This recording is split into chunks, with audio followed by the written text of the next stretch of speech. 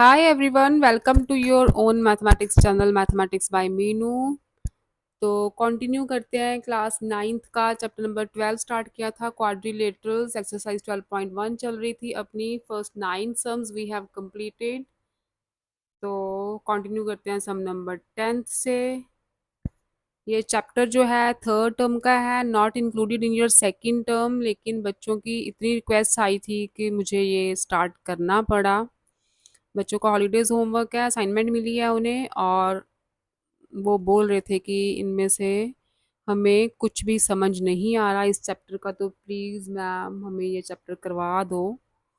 तो चलो, है तो आपके सिलेबस में ही, आपको थर्ड टर्म में काम आएगा। जिन बच्चों को अभी ये असाइनमेंट वर्क नहीं मिला इस चैप्टर नंबर 12 का, तो नेक्स्ट टर्म में काम आ जाएगा आपके। तो कंटिन्यू करते हैं सम नंबर 10 से। Find the size of each lettered angle in the following figure. A B C D जो है वो काइट है। ठीक है, काइट की डायग्राम है, आप स्टार्टिंग में देखना। जो चैप्टर के स्टार्टिंग में थ्योरम्स दी है ना, उसमें काइट की थ्योरम भी है, काइट की प्रॉपर्टीज दी हैं। तो वो मैं थर्ड टर्म में ही सारा अच्छी तरह से करवाऊंगी। अभी मैं आपको सिर्फ एक्सरसाइज सॉल्व करवा रही हूँ कि आपका जो असाइनमेंट मिली है आपको हॉलीडेज होमवर्क की, वो आपकी कंप्लीट हो जाए। ओरली मैं बताई जा रही हूँ प्रॉपर्टीज साथ साथ, कि आपको थोड़ी क्लैरिटी हो जाए कि आया कैसे है। अब देखो, ए बी सी डी से काइट है, this angle is given 26 degree, ये वाला। दिस इज एक्स डिग्री, ये फाइंड करना है आपको। This is Y, this is 42 degree. Given क्या है हमें, ये साइड इसके इक्वल है और this side is equal to this side. अब देखो, काइट की प्रॉपर्टीज क्या है। जो काइट के डायगोनल्स है ना बेटा, ये दोनों बी डी एंड ए सी, ये दोनों 90 डिग्री पे इंटरसेक्ट करते हैं। ये सारे एंगल्स जो हैं 90 डिग्री के बनते हैं, बाइसेक्ट नहीं करते, इंटरसेक्ट करते हैं। ठीक है, और जो बी डी डायगोनल होता है ना, जो ये लंबा वाला डायगोनल है बी डी है, वो एंगल बी एंगल डी को बाइसेक्ट करता है। क्या मतलब है इसका, कि हाफ हाफ एंगल्स में ये डिवाइड करता है। ये डायगोनल्स है ना, एंगल बी को भी दो हाफ पार्ट्स में कट कर रहा है और एंगल डी को भी दो इक्वल हाफ पार्ट्स में कट कर रहा है। ओनली एंगल बी डी, ए सी की बात नहीं कर रही मैं, एंगल बी डी की बात कर रही हूँ। जो लंबा वाला डायगोनल है वो दोनों अपोजिट एंगल्स को बायसेक्ट करता है। इक्वल नहीं होते ये एंगल्स, सिर्फ बायसेक्ट करता है। बायसेक्ट का मतलब है, अगर ये 26 गिवन है ना आपको, तो ये वाला एंगल भी 26 ही होगा, क्योंकि बी डी जो है इस एंगल को बायसेक्ट कर रहा है। दोनों पार्ट्स इक्वल होंगे। ठीक है, अच्छा।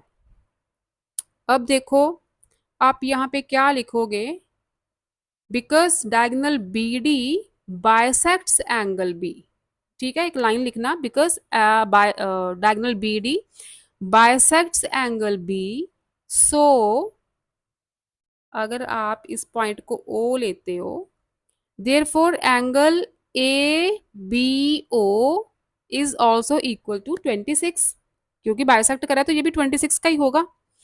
यहाँ पर मैं लिख लेती हूँ direct, angle A B O is equal to 26 degree, because B D bisects angle B. ठीक है, ये एंगल 26 का है।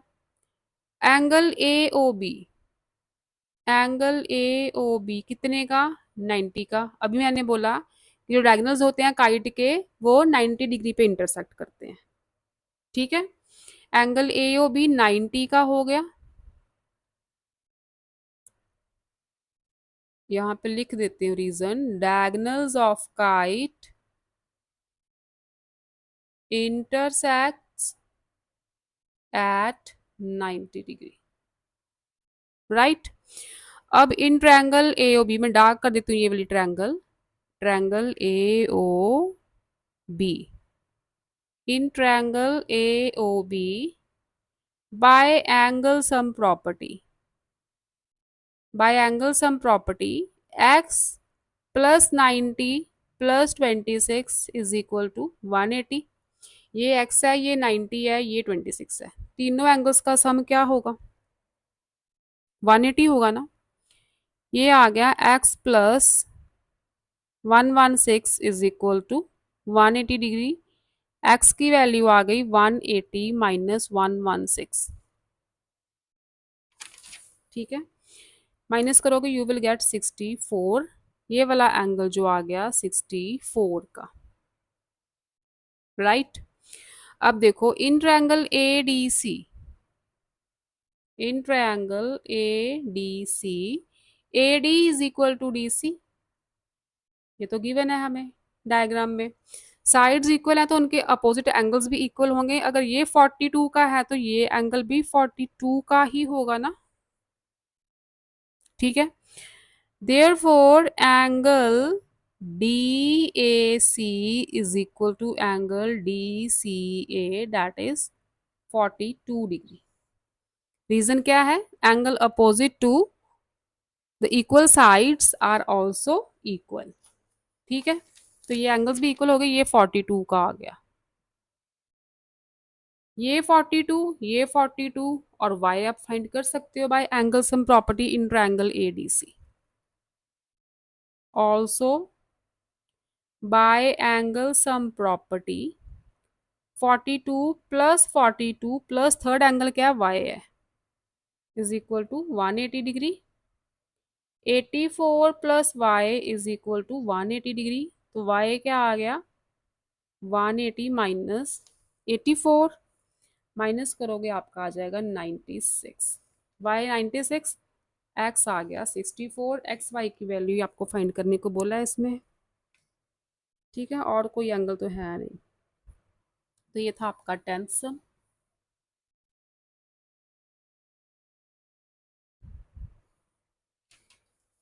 11th की स्टेटमेंट देखो। In the given figure ABCD is an isosceles trapezium.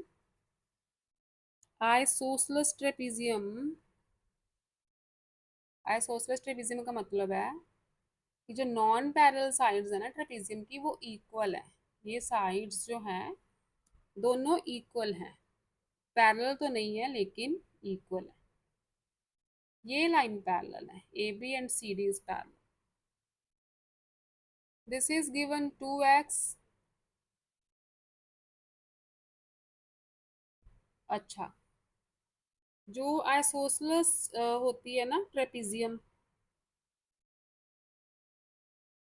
उसके ये वाले एंगल्स भी इक्वल होते हैं। एंगल ए एंगल बी के इक्वल होगा और एंगल सी एंगल डी के इक्वल होगा। ये सिर्फ आइसोसेलेस ट्रेपेजियम की प्रॉपर्टी है। ठीक है, कि angle A is equal to angle B होता है और angle C is equal to angle D होता है। किसमें? In isosceles trapezium. ठीक है, सारी ट्रेपेजियम में नहीं, आइसोसेलेस ट्रेपेजियम में बस। गिवन क्या है आपको? ये 2x, this is 3x। Find the all the angles of trapezium. इसका मतलब ये भी 2x हो गया, ये भी 3x हो गया। ठीक है, अब देखो क्योंकि ये क्वाड्रिलेटरल ही है, क्वाड्रिलेटर की एंगल सम प्रॉपर्टी आपको पता है कैसे ट्रायंगल की एंगल सम प्रॉपर्टी होती है ना, 180 डिग्री के तीनों एंगल्स होते हैं क्वाड्रिलेटरल में। ये सारी क्वाड्रिलेटरल्स ही हैं, ट्रेपेजियम, पैरेललोग्राम, रेक्टेंगल, स्क्वायर, इनकी जनरल फॉर्म जो है क्वाड्रिलेटरल ही है। ठीक है, तो क्वाड्रिलेटर के चारों एंगल्स का सम क्या होता है? 360। क्वाड्रिलेटरल के चारों एंगल्स का सम होता है 360। तो यहाँ पे लिखो by angle sum property of quadrilateral. Triangle में 180 है, क्वाड्रिलेटर में 360 है बस। Angle A plus angle B plus angle C plus angle D is equal to 360 degree. ठीक है, आप को इंटीरियर एंगल्स करके भी कर सकते हो कि ये दो लाइंस पैरेलल हैं, ये एंगल 2x एंड 3x बन रहे हैं को इंटीरियर और इनका सम है 180। वो भी एक मेथड है, वो भी ठीक है। तो अगर आप सारे ले रहे हो तो एंगल सम प्रॉपर्टी ऑफ क्वाड्रेटर लगा दो। एंगल ए है 3x, बी भी 3x है क्योंकि इक्वल है एंगल्स। ये 2x, ये भी 2x, 360। कितने हो गए ये? 3 3 6 and 4 10। 10x is equal to 360 degree, x की वैल्यू आ गई 36। तो x की वैल्यू पुट कर करके सारे एंगल्स निकाल लो। एंगल ए क्या आ जाएगा, 3x है, 3 × 36 दैट इज 108। तो एंगल बी भी 108 हो गया। एंगल सी है 2x, मतलब 2 × 36 72। तो एंगल डी भी कितना आ गया, 72। सारे एंगल्स आ गए। ये था आपका 11th। नेक्स्ट देखो 12th।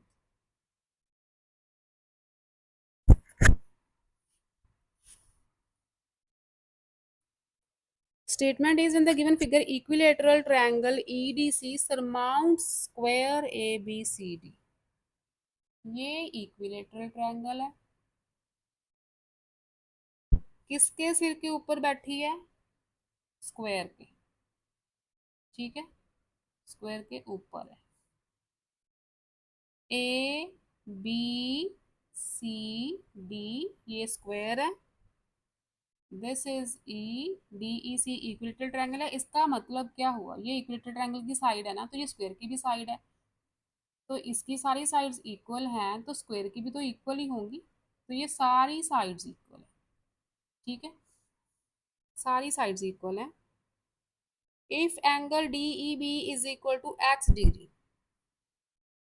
डी ई बी, अच्छा ई बी को किया join,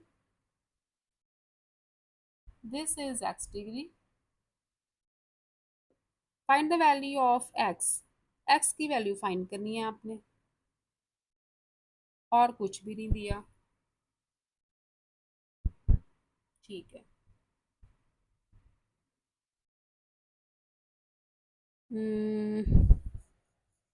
angle D E B x,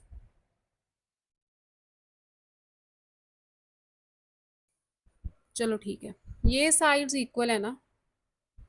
आप देखो ये एंगल 60 का, क्योंकि इक्विलेटरल ट्रायंगल है, डी ई सी, तो तीनों एंगल 60 के ही होंगे, तो एंगल ई सी डी भी तो 60 का ही होगा। और ये एंगल 90 का, क्योंकि ये स्क्वायर का एंगल है। ठीक है, ये एंगल हो गया 90 का। तो अगर मैं देखूं तो ये पूरा एंगल जो है, अगर दोनों को मैं मिला दूं तो पूरा एंगल कितने का होगा, 150 का। 90 + 60 150 का हो जाएगा। आप क्या क्या लिखोगे, आप लिखना angle E C D is equal to 60 degree, angle of an equilateral triangle. Angle D C B is equal to 90 degree, angle of square. Therefore, इसके बाद लिखना therefore angle E C B, E C B दोनों को combine कर दो, 60 + 90 is equal to 150 degree बन रहा है। ये एंगल कितना बन गया, 150 का बन गया ना। तो अगर हम देखें in triangle E C B,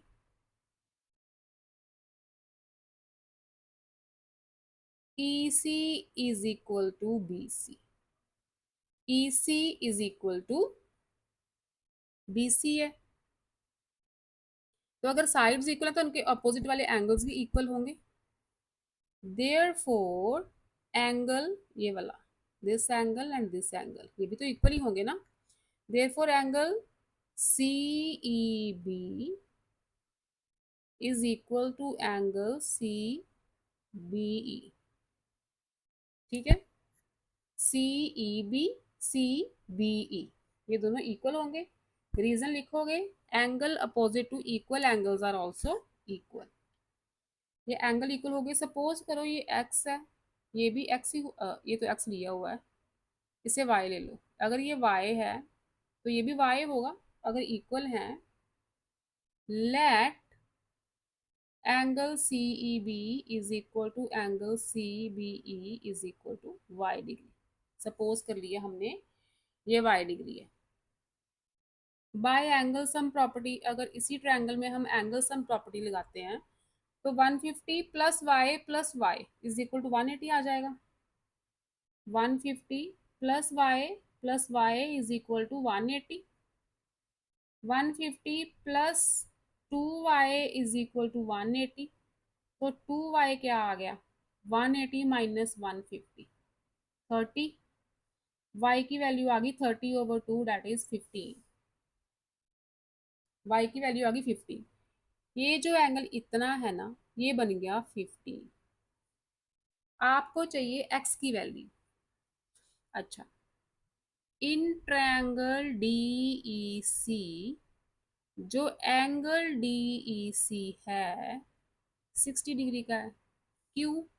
क्योंकि ये ट्रायंगल तो इक्विलेटरल ट्रायंगल है। डी ई सी, ये पूरा एंगल जो है डी ई सी, ये पूरा ये 60 का ही है ना, इक्विलेटरल ट्रायंगल का एंगल है। इक्विलेटरल ट्रायंगल के सारे एंगल 60 के होते हैं। यहाँ पे रीजन दे देना, angle of an equilateral triangle. ठीक, अगर ये पूरा 60 का है, इतना पार्ट 15 है, तो बाकी कितना बचा, माइनस कर दो। Therefore x is equal to 60 minus 15 that is 45 degree.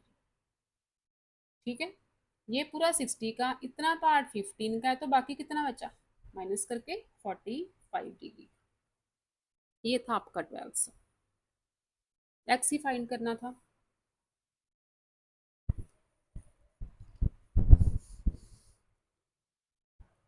Next देखो 13th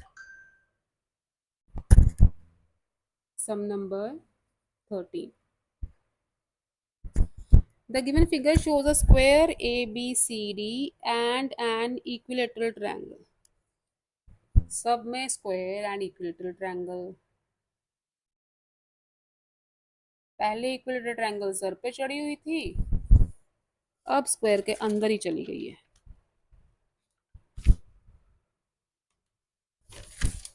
नाइन्थ जैसी डायग्राम है, कुछ नाइन्थ सम जैसी ही डायग्राम है इसकी भी। ABCD is a square ABCD, BD diagonal है,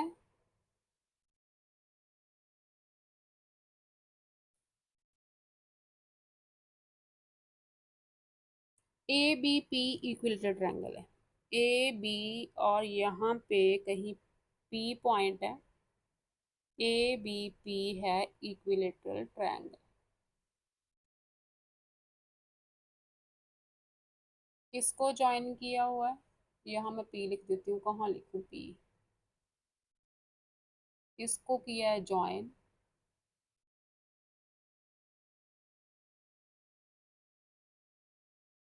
गिवन तो कुछ भी नहीं गिवन हमें। Calculate angle A O B, ए ये पॉइंट ओ है, ए ओ बी ये वाला एंगल फाइंड करना है, B P C, B P C ये एंगल फाइंड करना है,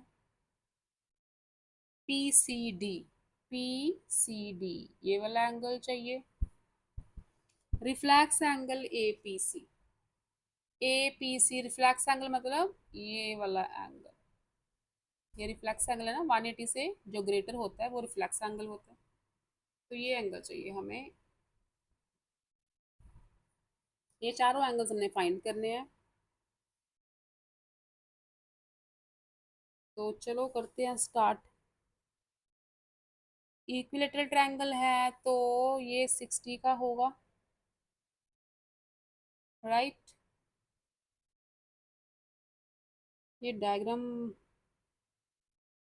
ये डायगोनल है बी डी, तो डायगोनल स्क्वायर का डायगोनल है तो बाइसेक्ट करता है एंगल को, तो ये बन जाएगा 45। ठीक है, आप रीजन लिखते जाना ऐसे ही, आप लिखना है angle O A B is 60 degree, angle of an equilateral triangle. ठीक है, angle O B A is 45 degree because B D is the diagonal of a square.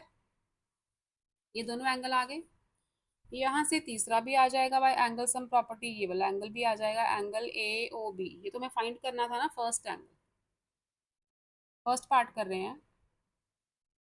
In triangle A P B 60 plus 45 plus angle A O B is equal to 180 degree. ठीक है, by angle sum property. ये तो हो गया, angle A O B तो निकल गया यहाँ से। आप 60 और 45 के रीजन लिखोगे जैसे मैंने बोले हैं ना, वो लिखने हैं पहले।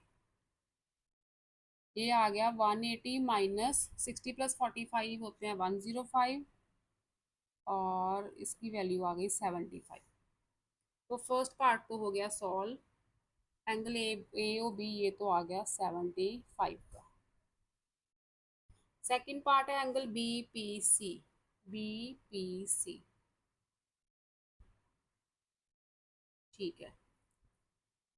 अब देखो, ये जो एंगल है, क्योंकि triangle A B P right angle equilateral triangle है, तो ये वाला एंगल जो होगा इसे अब रब कर देते हैं, इसका काम तो खत्म हो गया ना।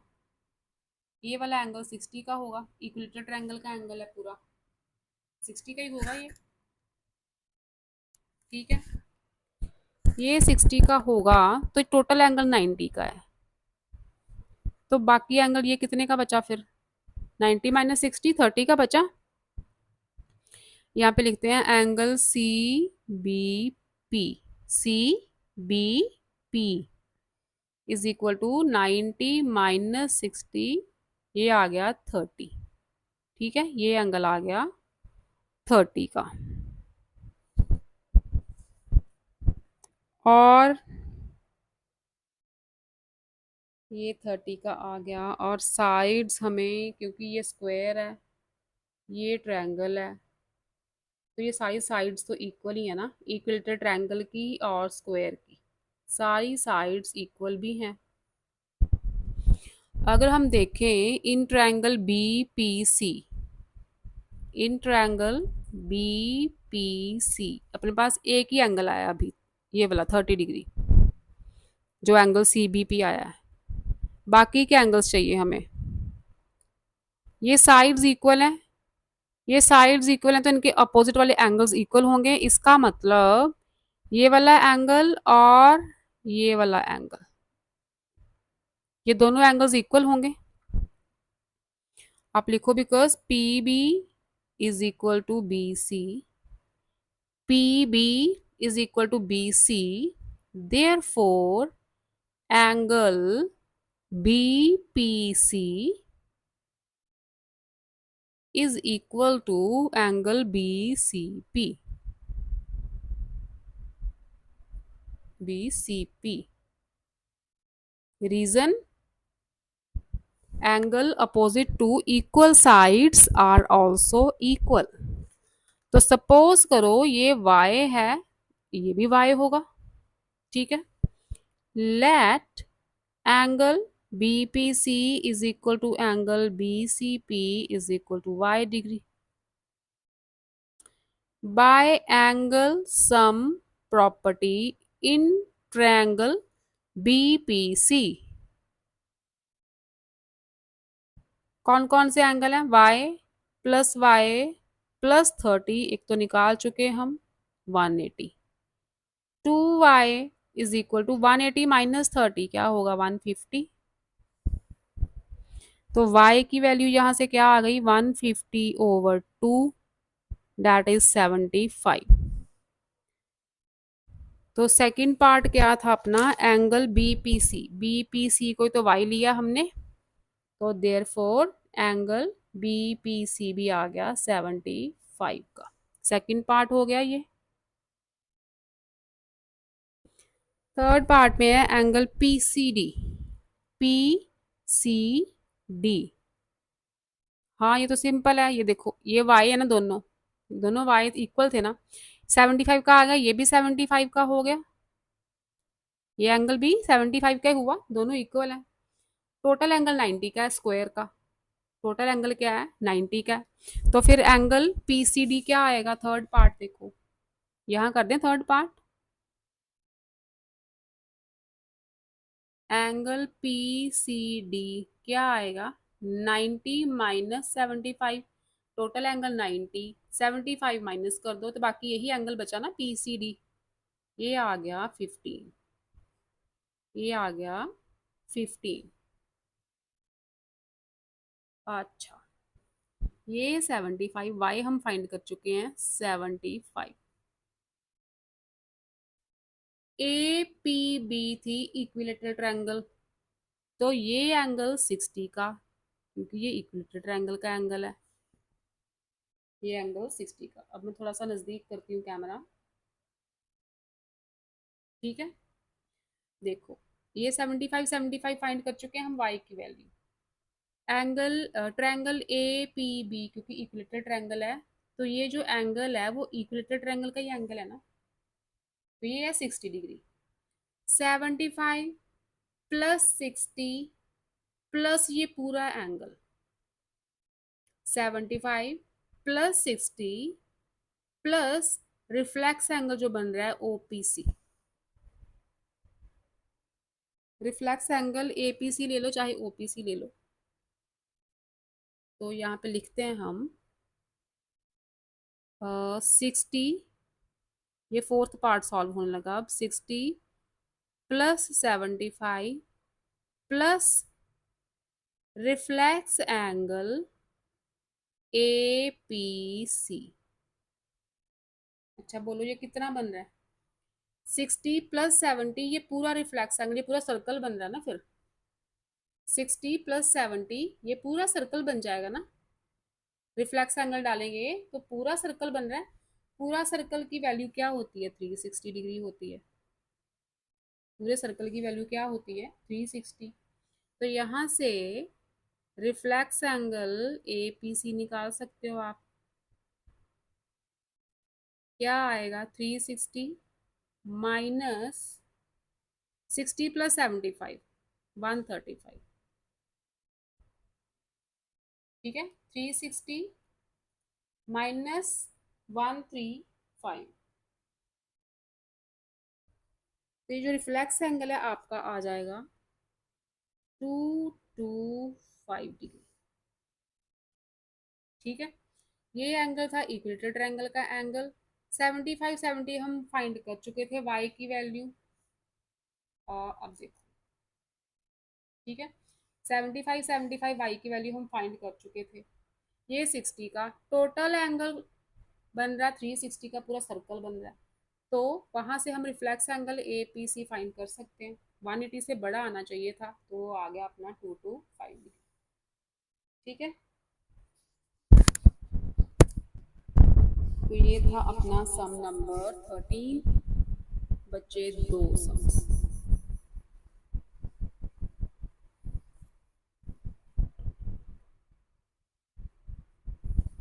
नेक्स्ट देखो 14। In a quadrilateral ABCD, angle ABCD are in the ratio 3:1:4. Prove that AD is parallel to BC. Quadrilateral randomly बना लो, कोई फिगर नहीं दी हमें। सपोज करो ये क्वाड्रिलेटरल है A B C and D, तो रेशियोज दी है, तो हम क्या करते हैं, रेशियोज के अकॉर्डिंग एंगल्स ले लेते हैं। 3:2:1:4, 3x ले लो, 2x ले लो, 1x ले लो, 4x ले लो। ठीक है, आप यहाँ पे लिख देना let angle A is equal to x, angle B is equal to 4x, angle C is equal to 3x, angle D is equal to 2x। क्योंकि रेशियोज के अकॉर्डिंग एंगल्स लेने हैं, तो हमने एक्स साथ लेके एंगल्स ले लिए। By angle sum property of a quadrilateral, by angle sum property of quadrilateral, x plus 2x plus 3x plus 4x is equal to 180 degree. ये आ गया 10x is equal to 180 degree. x आ गया आपका 18, x 18 आ गया। सारे angles निकाल लो, ये तो 18 रहा, 18 मल्टीप्लाई 1, 18 मल्टीप्लाई 2 36, 18 मल्टीप्लाई 3 ये आ गया 54, 18 मल्टीप्लाई 4 ये आ गया 72। अब इन्हें कर दो रब, आपके पास एंगल्स आ चुके हैं। ठीक है, prove that AD is parallel to BC। AD is parallel to BC हमें प्रूव करना है। तो अब देखो, आप यहाँ पे लिखो angle C plus angle D कितने के बन रहे हैं? ओ सॉरी 180 नहीं था, यहाँ पे 360। एंगल सम प्रॉपर्टी कोऑर्डिनेटर में 360 होती है, मैंने ट्रायंगल का लगा दिया। तो ये 36, तो एंगल्स भी डिफरेंट आएंगे, ये 36 आएगा, 36 टूज आर 72, गड़बड़ हो गई, ये 108 एंड फोर्थ वन इज 144। ठीक है, क्योंकि एक्स 36 आई है, पुट करोगे तो ये एंगल्स बनेंगे x 36, 72, 108, 144। Angle C plus angle D दोनों को प्लस करके देखो, 108 प्लस 72 180 आ रहा है ना। Angle A plus angle B को प्लस करके देखो, 36 प्लस 144 ये भी 180 ही आएगा। तो आप लिखना, because angle B plus angle D is equal to 180 degree, ये हो गया angle C plus angle D is equal to 180 degree, but angle A angle B and angle C angle D are co interior angles. ये क्या बन रहे हैं? को interior angles बन रहे हैं। अगर ये लाइंस पैरेलल होंगी तो इन को इंटीरियर एंगल्स का सम जो 180 होगा ना, ठीक है, ये तो को इंटीरियर बन रहे हैं, देयरफॉर अगर सम 180 आ रहा है तो इसका मतलब ये लाइंस पैरेलल है, therefore AD is parallel to BC। ठीक है, अगर लाइंस पैरेलल हो तो कोई इंटीरियर एंगल्स का सम होता है 180 डिग्री। अगर सम 180 आ गया तो इसका मतलब ये लाइंस पैरेलल है। ठीक है, वाइस वर्सा, तो ये लाइंस हो गई पैरेलल। ये था 14 sum. Now the last sum of this exercise is sum number 15। In a parallelogram ABCD, अच्छा आपको साइड्स दी हैं, find the values of x and y, also find the ratio. तो ये बहुत सिंपल है बेटा, आपको साइड्स दी हैं पैरेललोग्राम में, तो अपोजिट साइड्स क्योंकि पैरेललोग्राम की इक्वल होती हैं, तो मैं डायग्राम चलो बना लेती, डायग्राम एक छोड़ के क्या करूँ, सारी तो बनाई है। ABCD 3x minus 4, y plus 5,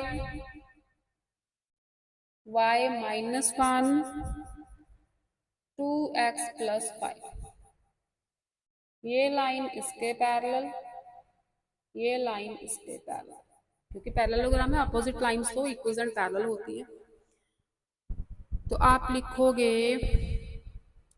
CD is equal to AB and BC is equal to AD। क्यों? opposite sides of parallelogram are equal, क्योंकि अपोजिट साइड जो होती है पैरेललोग्राम की इक्वल होती है। तो इसका मतलब क्या हुआ, कर दो, CD is equal to AB, यहाँ से क्या आया, CD है y प्लस 5, AB है 3x माइनस 4। तो अगर 3x y को मैं ले जाती हूँ राइट पे माइनस हो जाएगा, 4 को ले आती हूँ लेफ्ट पे ये प्लस हो जाएगा। ये इक्वेशन आ गई अपनी, 3x minus y is equal to 9। इसमें पुट करो, BC क्या है y minus 1 is equal to AD क्या है 2x प्लस 5। y को ले जाओ इधर, 2x माइनस वाई हो गया, 5 को ले जाओ इधर तो माइनस वाई माइनस 5 माइनस 6 हो गया ना। इक्वेशन आ गई 2x minus y is equal to minus 6। दो इक्वेशंस आ गई। इक्वेशंस को कर दो सब्ट्रैक्ट, सब्ट्रैक्ट करेंगे तो सारे साइंस होंगे चेंज नीचे। ये कैंसिल हो गया, ठीक है। Plus y minus y, 3x minus 2x is x, 9 plus 6 is 15। x की वैल्यू आ गई आपके पास 15, किसी भी इक्वेशन में पुट कर दो। इसमें पुट कर देते हैं, 3x minus y is equal to 9 था, x 15 है, ये बन गया 45 minus y is equal to 9, तो y आ गया आपका 45 माइनस 9 दैट इज 36, ठीक है। y की वैल्यू आ गई 36। एक्स वाई आ गए, find the values of x and y, also find the ratio A B is to B C.